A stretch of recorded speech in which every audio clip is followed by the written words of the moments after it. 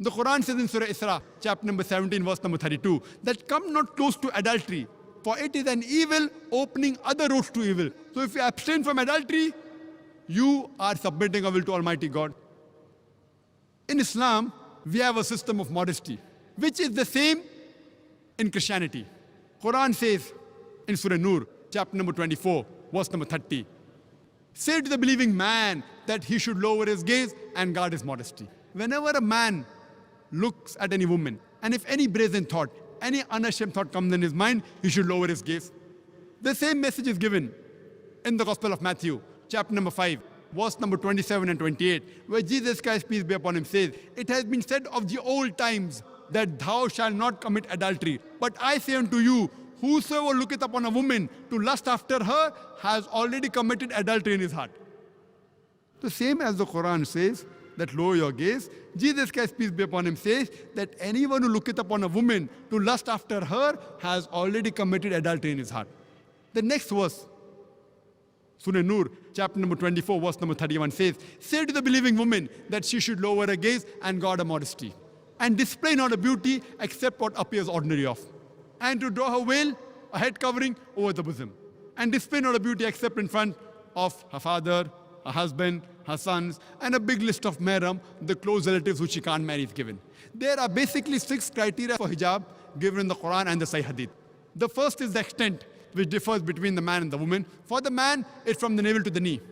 For the woman, the complete body should be covered. The only part that can be seen are the face and hands up to the wrist. The remaining 5 criteria are the same for the man and the woman. The second is, the clothes they wear, it should be loose. It should not be tight-fitting. It should not reveal the figure. Third, the clothes should not be transparent. Fourth, it should not be so glamorous so that it attracts the opposite sex. Fifth, it should not resemble that of the opposite sex. And sixth, it should not resemble that of the unbelievers. These are basically the 6 criteria for hijab given in the Quran and the Sahih Hadith. And if you read the Bible too has similar criteria of modesty.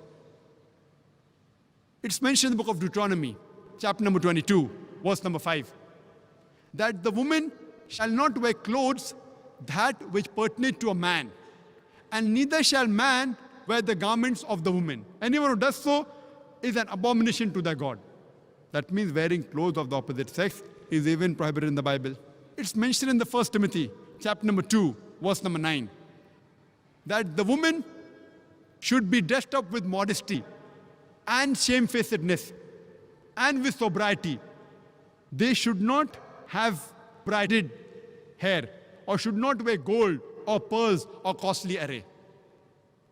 And it's mentioned in the 1 Corinthians, chapter number 11, verse number 5 to 6, that the woman that prophesies it or prays with a head uncovered, a head should be shaved off. The Bible in the 1 Corinthians, chapter number 11, verse number 5 to 6, says that the woman who does not cover her head when she is praying to the God, a head should be shaved off. Imagine even the Quran and the Sahih Hadith is not as strict as the Bible, where the Bible says the head should be shaved off. So if Christian means a person who follows the teachings of Jesus Christ, peace be upon him, I would like to tell you that we Muslims are more Christian than the Christians themselves.